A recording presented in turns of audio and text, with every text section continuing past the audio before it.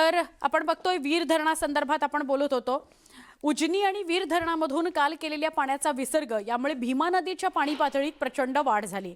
आज संध्याकाळपर्यंत पंढरपूर नदीच्या पात्रात 1 लाख क्युसेक प्रतितास इतका पाण्याचा विसर्ग येणार आहे। या पार्श्वभूमीवर नदीकाठच्या 150 कुटुंबांचं स्थलांतर करण्यात आलंय, तसं नियोजन प्रशासनाने केलेलं आहे। यामध्ये सुरक्षित असणारे रायगड भवन आणि रामबाग परिसरात नदीकाठच्या नागरिकांचं स्थलांतर केलं गेलेलं आहे। येणाऱ्या संभाव्य धोक्याच्या आधीच पाणी पातळीच्या दृष्टीने प्रशासन संपूर्णपणे तयारीत असलेलं बघायला मिळतंय। पंढरपूरमध्ये कोणी बाधित होऊ नये, चंद्रभागा नदीचं पाणी कोणाच्या घरांमध्ये शिरू नये यासाठी खबरदारीचा उपाय घेतला जातोय। जास्त जे सोडलेलं पाणी आहे ते आज दुपारनंतर म्हणजे 4-5 नंतर पंढरपूर येथे येण्याचं अपेक्षित आहे आणि पंढरपूरला संध्याकाळी 5 वाजताचा प्रवाह हा 1 लाख क्युसेसच्या आसपास इतका अपेक्षित आहे आणि त्यापेक्षा जास्त हळूहळू तो वाढणार आहे। त्या अनुषंगानं व्यासनारायण झोपडपट्टी आणि अंबाबाई पटांग झोपडपट्टी इथल्या नागरिकांना आम्ही कालपासून सूचना देतोय। नगर परिषद अतिक्रमण पथक आहे, त्यांच्या माध्यमातून त्यांना शिफ्टिंगसाठी मदत केली जाते। इथं प्रभावित होणारे जे काही 100 घरं असतील त्यांना आम्ही रायगड या ठिकाणी मठामध्ये त्यांची सुविधा केलेली आहे। रविवारी माथेरानला जायचा प्लॅन करत असाल तर जरा थांबा, ही बातमी तुमच्यासाठी आहे। नेरळ माथेरान घाट रस्ता रविवारी वाहतुकीकरता बंद असणार आहे। पहाटे 5 ते सकाळी 8:30 या दरम्यान सगळ्या प्रकारच्या वाहतुकीकरता बंद ठेवण्यात आलाय हा रस्ता। माथेरान हिल मॅरेथॉन स्पर्धेच्या पार्श्वभूमीवर वाहतूक बंद असणार आहे। त्यामुळे रविवारी माथेरानला जाणाऱ्या पर्यटकांनी प्रवासाचं नियोजन करा असं आवाहन प्रशासनाने केलं आहे।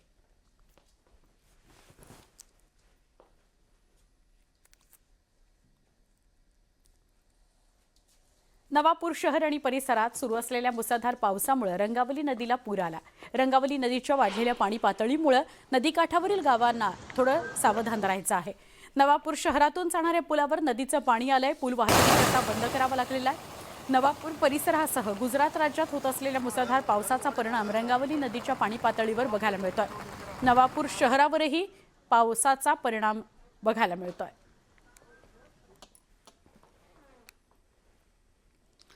तर आता बातमी आपण बघणार आहोत जळगावमधून। जळगाव जिल्ह्याच्या धरणगाव तालुक्यातील चावलखेडे इथं अंजनी नदीच्या पुरात तब्बल 6 ते 7 तास एक झाडावर अडकून पडलेला व्यक्ती होता। सुरेश अहिरे त्याचं नाव। मृत्यूशी झुंज तो देत होता, त्याला सुखरूप वाचवण्यात यश आलंय। मासेमारीचं जाळं काढण्याकरता नदीपात्रात गेलेल्या सुरेश अहिरे यांना अचानक आलेल्या पुरामुळे झाडावर चढून बसून राहावं लागलं, आश्रय घ्यावा लागला झाडाचा। ग्रामस्थ, प्रशासन आणि जिल्हाधिकाऱ्यांच्या हस्तक्षेपानंतर धरणाचा विसर्ग कमी करण्यात आला आणि त्यानंतर पाणी ओसरताच सुरेश अहिरे यांना नदीतून स्वतः पोहत सुखरूप ते बाहेर पडलेले आहेत। दरम्यान न्यूज 18 मराठीने घटनास्थळी जाऊन सुरेश अहिरे आणि त्यांच्या बचावाकरता धावून आलेल्या ग्रामस्थांशी संवाद साधला। पुरंदर तालुक्यातील जेजुरी जवळचं नाझरे धरण 100% भरलंय। त्यामुळे जेजुरी, मोरगावसह परिसरातील पिण्याच्या पाण्याचा प्रश्न मिटलेला आहे। धरण पूर्ण क्षमतेने भरल्यामुळे कऱ्हा नदीपात्रात पाण्याचा विसर्ग सुरू करण्यात आलाय। स्थानिक प्रशासनाने नदीकाठच्या नागरिकांना सतर्क राहण्याचं आवाहन केलेलं आहे।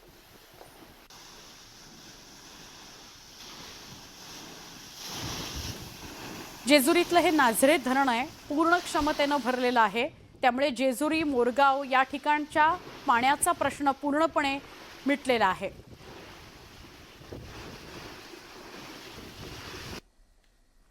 तर जळगावच्या अमळनेर इथल्या बाजार समितीमध्ये पावसामुळे नाल्याला पूर आला आणि पुराच्या पाण्यामुळे तब्बल 15 ते 16 हजार क्विंटल धान्याचं नुकसान झालं।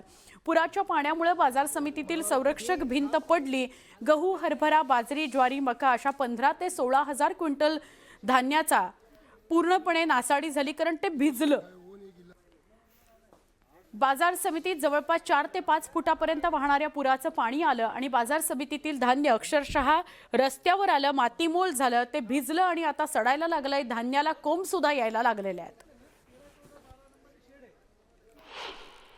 कॉलनीमध्ये पाण्याचा जमाव झाला, तो जमाव झाल्यानंतर त्या लोकांनी असं आम्हाला वाटतं की ती आमच्या संरक्षण भिंत तोडली आहे। त्या 3 ठिकाणी तोडण्यात आलेल्या आहे। तो पाण्याचा विसर्ग आमच्या इथे पूर्ण झाला आणि मार्केटच्या प्रत्येक यार्डात 3 ते 3.5-4 फुटापर्यंत पाणी होतं।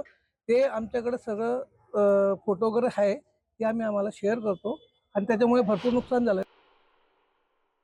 मदत व पुनर्वसन शासनाच्या विभागाशी संपर्क केला आणि आम्हाला आश्वासित केलं की निश्चितच तात्काळ पंचनामे करून व्यापाऱ्यांचे जे काही नुकसान झालेलं असेल यांना न्याय मिळवून देण्यासाठी ते कटिबद्ध आहेत आणि बाजार समितीचं व्यापाऱ्यांच्या पाठीशी खंबीरपणे उभी आहे। जोपर्यंत त्यांना न्याय भेटत नाही, आता बाजार समिती आम्ही बंद ठेवलेली आहे।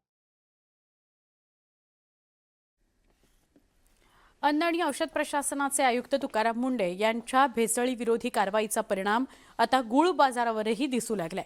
मुंडेंच्या धसक्यानं सांगलीत गुळाला आता नैसर्गिक रंग येत असल्यामुळे ग्राहकांमध्ये आनंद आणि समाधान आहे।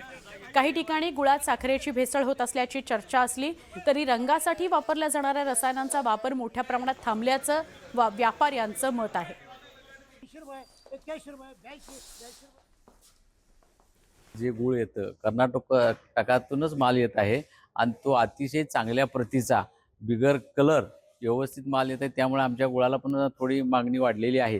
फक्त यात एक बदल केला पाहिजे की कर्नाटकात जो लाल गुळ व्यापार व्हायला आहे तो तिथं पण बंधनं गव्हर्नमेंटनं केंद्र शासनानं टाकली पाहिजे त्या राज्यात सुद्धा, तर परत त्यांनी सांगली पेठेत आवक होईल आणि त्याचा फायदा शेतकऱ्याला मिळेल। मुंडे साहेबांनी जे ऑर्डर केल्यामुळे आम्ही चांगल्या पद्धतीचा गूळ विदाऊट कलर म्हणा किंवा नॉर्म्समध्ये बसणारा करण्याचा प्रयत्न आम्ही शेतकऱ्याला सांगून केलेला आहे आणि तो यायला लागलाय।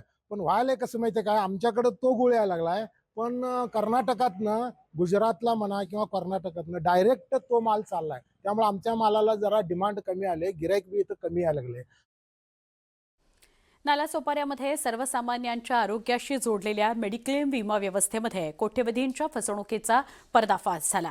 गॅलेक्सी हॉस्पिटलमध्ये बनावट कागदपत्रांच्या आधारे बजाज जनरल इन्शुरन्स कंपनीची 10 लाखांची फसवणूक झालेली आहे। 2024 ते 2026 या कालावधीमध्ये खोटी कागदपत्र तयार करून मेडिक्लेमचे दावे मंजूर करून घेतल्याचा आरोप आहे।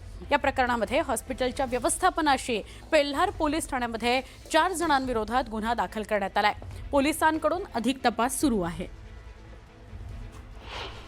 या गॅलेक्सी हॉस्पिटलच्या मार्फतीने जवळपास 16 ते 17 पेशंट वरती उपचार केल्याचे भासवून आणि तसे कागदपत्र बनवून इन्शुरन्स कंपनीला पाठवले गेले व त्यातून त्यांच्याकडून पैसे प्राप्त करून त्यांच्या स्वतःच्या अकाउंटला पैसे ते आले। या बाबतीचा त्यांच्या लक्ष आल्यानंतर त्यांनी पोलिसांकडे तक्रार दिली आणि काल दिनांक 28/7 म्हणजे 28 जुलै 26 रोजी गॅलेक्सी हॉस्पिटलचे डॉक्टर इम्रान खान, पूजा खान व त्यांचे इतर 2 सहकारी यांच्यावर या ठिकाणी गुन्हा दाखल झालेला आहे। जळगावच्या चोपडा शहरातील रस्त्यांवर खड्ड्यांचं साम्राज्य निर्माण झालं। यामुळे वाहनधारकांना नाहक त्रास सहन करावा लागतोय। अपघाताचा धोका वाढलाय, यामुळे तातडीनं रस्ता दुरुस्त करण्याची मागणी नागरिकांनी केली। मच्छी मार्केटकडे जाणाऱ्या पुलावर मोठ्या प्रमाणामध्ये खड्डे पडले, त्यामुळे त्या खड्ड्यात पावसाचं पाणी साचलंय। वाहनधारकांना खड्ड्याचा अंदाज येत नाही आणि येणाऱ्या जाणाऱ्यांवर पाणी उडाल्यावर शाब्दिक चकमक होते, त्यामुळे नागरिकांना मनस्ताप सहन करावा लागतोय।